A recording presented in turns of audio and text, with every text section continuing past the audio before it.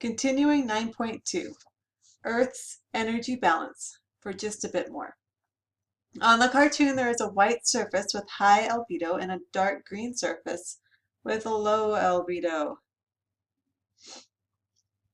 And the high albedo surface reflects the majority of the radiation and absorbs some, while the low albedo surface reflects a little of the radiation and absorbs more.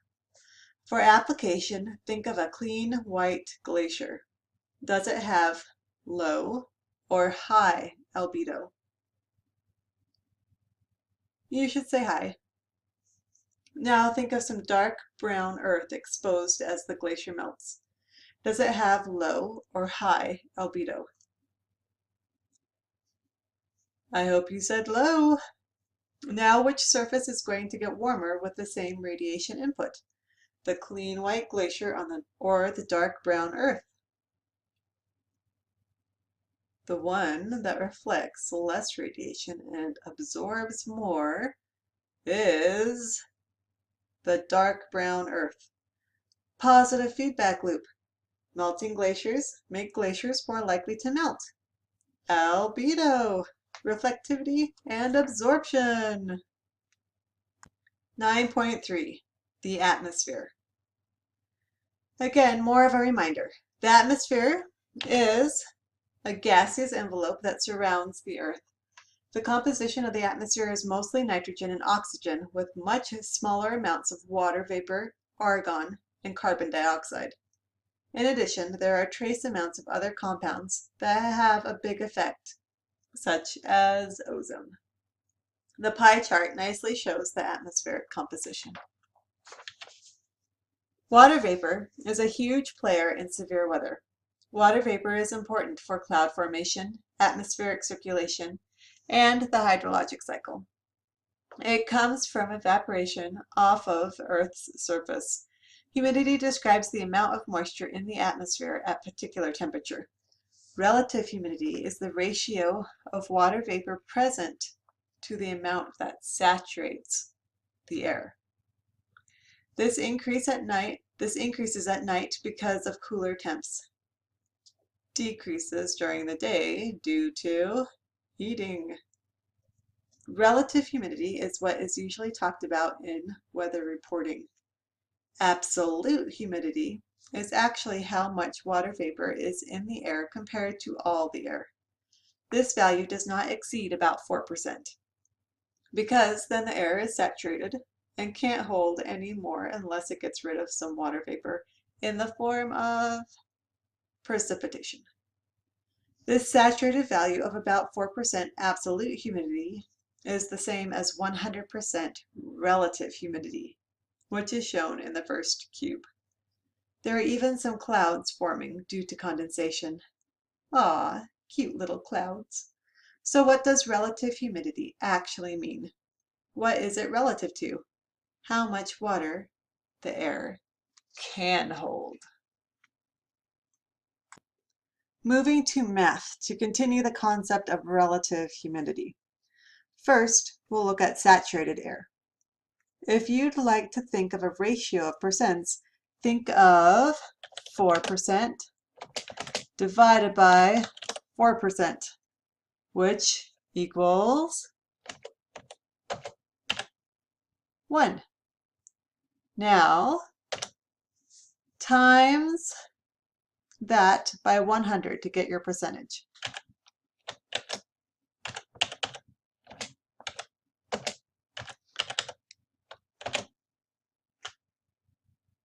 And you've got 100% relative humidity. Now let's think of 50% relative humidity. What would our ratio be?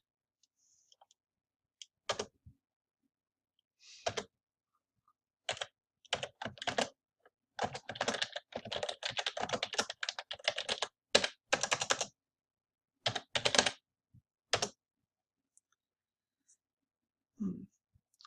2% divided by 4%. times by 100.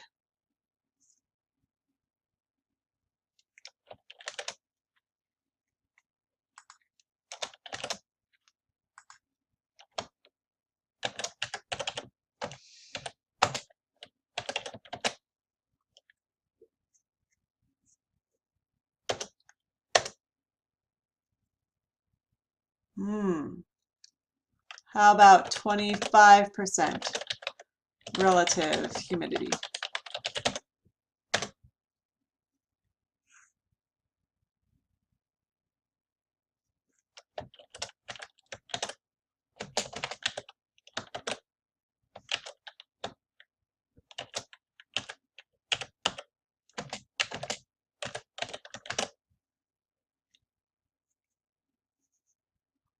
One percent divided by 4% times 100.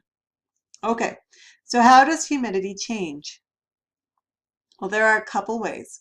One way is to have moisture more into or out of our system. So a moist air mass comes blowing in, upping the humidity. Or conversely, a dry air mass comes blowing in, lowering the humidity. Another way is for the temperature to change, which changes the amount of moisture the air can hold. Back to our cartoon. You probably know that warm air can hold more water vapor than cool air. Basically, warm air has more energy. If you don't believe me, think back to the morning when there might have been dew outside. Later in the day, the dew was gone. What happened?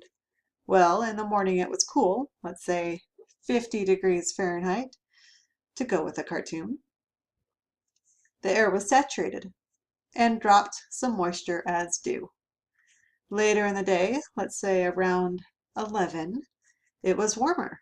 Let's say 70 degrees Fahrenheit, and the air was undersaturated, meaning it could now hold more water and so evaporated the dew that it had deposited in the morning.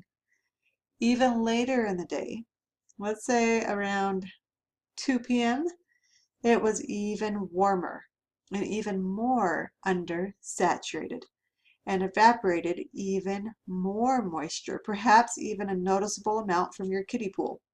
Well, if that moist air isn't blown away, much to all of that moisture will be redeposited as dew the next morning when the temperatures are cool, resulting in saturated air again. And the cycle repeats. Part of the hydrologic cycle, in fact. So remember the difference between absolute humidity and relative humidity. And given some numbers, know how to calculate relative humidity, okay? The structure of the atmosphere gets some mention, though in this chapter we are basically only concerned with the troposphere. Most of the Earth's gas molecules are within 100 kilometers of the Earth's surface. The troposphere is up to 16 kilometers above the surface of the Earth, and it contains most of the atmospheric water, carbon dioxide, methane, oxygen, nitrogen, etc. Only ozone, O3, is more abundant in the upper atmosphere, the stratosphere to be more precise. The troposphere also contains clouds, which you may recall are made from very small water droplets or ice crystals that condense from the atmosphere. The graph to the right shows the several different layers of the atmosphere and the pauses in between. On the x-axis is temperature in both Celsius and Fahrenheit, and on the y-axis we have distance from the surface of the Earth in both kilometers and miles. The pauses actually correspond to pauses in the temperature gradient.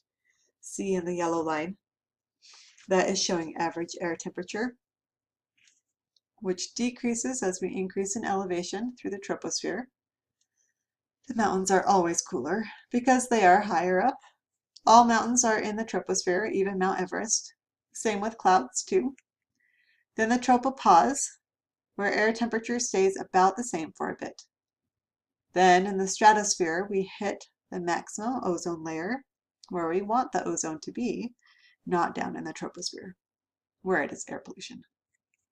As we raise through the stratosphere, the air temperature increases until we hit the stratopause.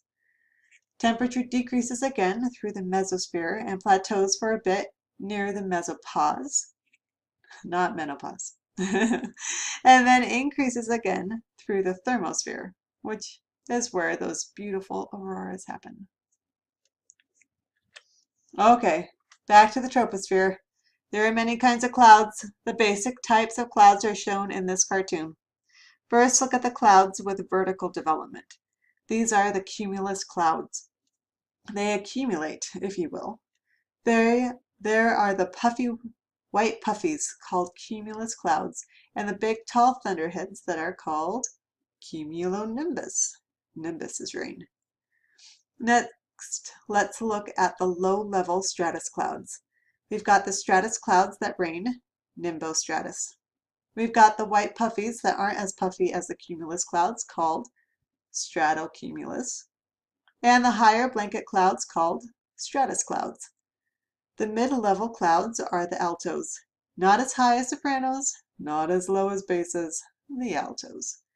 We have some mediumly white puffies called altocumulus. We also have some medium blanket clouds called altostratus. And on the high cirro clouds. The super high and cold and wispy clouds are the cirrus clouds. Mostly ice up here. Then some small high puffies called cirrostratus, and some high blanket clouds called cirrostratus. So I just gave you 10 types of clouds. Now here's the rhetorical quiz. Which clouds precipitate? The nimbus, nimbostratus, and cumulonimbus. What's the difference between stratocumulus, altocumulus, and cirrocumulus? Elevation. And the puffs get a bit smaller as we increase in elevation. Which are the blanket clouds? The stratus clouds, stratus, altostratus, and cirrostratus. Which clouds are the most pretty? Okay, there's no right answer to that, but I'd be willing to bet a penny that you thought of the clouds with vertical development, cumulus and cumulonimbus. Next time you're outside, take a look up and see if you can identify any types of clouds.